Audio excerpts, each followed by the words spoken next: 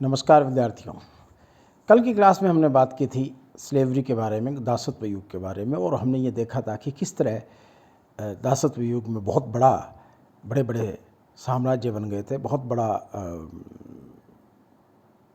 राजतंत्र कई जगह पैदा हो गए थे, और उसके अंदर किस तरह अंतर्विरोध पैदा हो गए।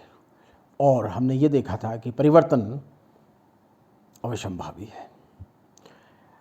अब आज हम ये देखेंगे कि किस तरह वो साम्राज्य, किस तरह ये जो दासत्व युग है ये समाप्त हुआ, और भी दुनिया में कई जगह कहाँ था। तो हमने देखा कि रोमन साम्राज्य के बारे में हम बात कर रहे थे, तो हमने ये देखा कि रोमन साम्राज्य में एक स्थिति ऐसी आ गई थी जहाँ पहुंचकर दास प्रणाली यानी उस व्यवस्था को बनाए रखना मुश्किल हो गया था। और उसका नतीजा ये हुआ कि दास प्रणाली को बनाए रखना उस युग के उत्पादन विधि के साथ सामंजस्यपूर्ण नहीं था, इसलिए परिवर्तन अवश्यंभावी था। क्योंकि कार्ल मार्क्स ये कहते हैं, बार बार जो बात आ रही है वो ये, कार्ल मार्क्स सामाजिक परिवर्तन की व्याख्या जब करते हैं इतिहास में तो इसी तरीके से, इसी बिंदु से करते हैं, द्वंद्वात्मक भौतिकवाद से, कि उत्पादन के साधनों में परिवर्तन हुआ और उनमें विकास होगा, उसको रोक नहीं सकते। और जब उत्पादन के साधनों में परिवर्तन होगा तो उत्पादन के संबंधों में परिवर्तन होगा, और उत्पादन के साधन और उत्पादन के संबंध मिलकर समाज की आर्थिक ढांचा यानी मूल ढांचा, बेस स्ट्रक्चर का निर्माण करते हैं। अब इनमें परिवर्तन होगा तो जो सामाजिक व्यवस्था है, जो सांस्कृतिक व्यवस्था है, जो कानूनी व्यवस्था है, जिसको हम अधिसंरचना कहते हैं, सुपर स्ट्रक्चर कहते हैं, ऊपर का यानी नींव में परिवर्तन होगा तो ऊपर के ढांचे में परिवर्तन होगा। क्यों? क्योंकि दोनों में सामंजस्य नहीं है।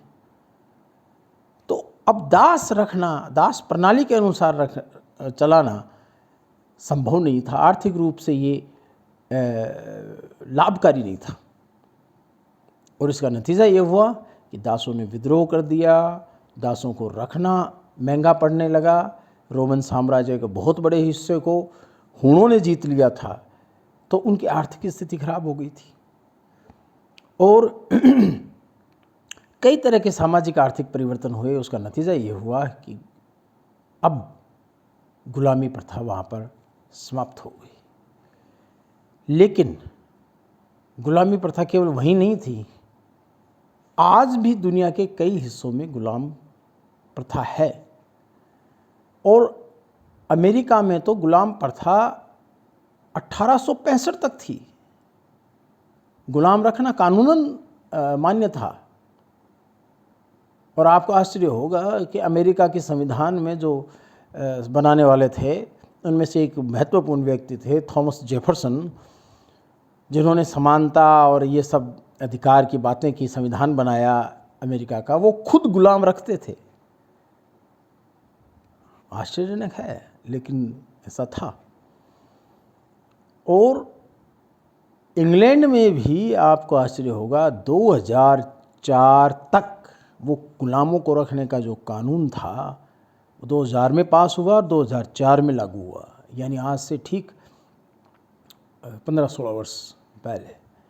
और आज भी दुनिया के कई हिस्सों में गुलामी प्रथा किसी न किसी रूप में जरूर पाई जाती है।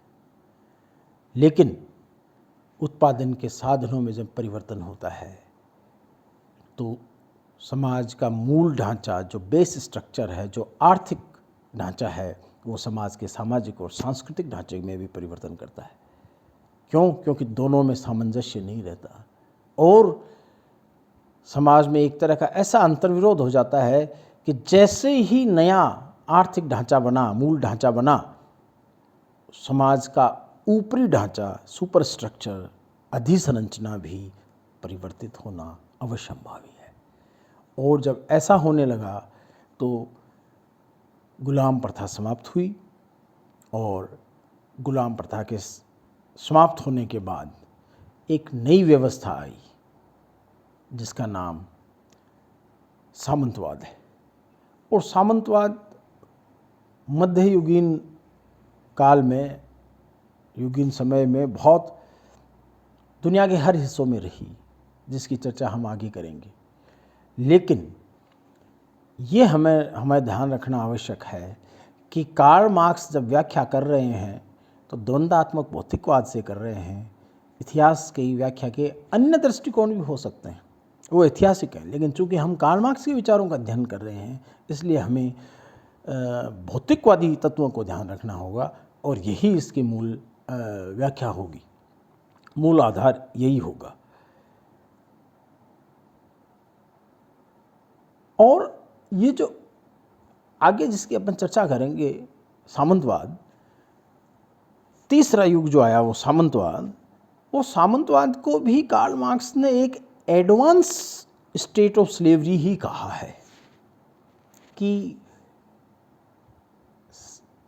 गुलामी प्रथा खत्म हो गई, लेकिन ये जो सामंतवादी युग है उसमें भी जो कृषकों और जमींदारों की जो आपस में स्थिति थी वो भी एक तरह से गुलामी प्रथा का एक नया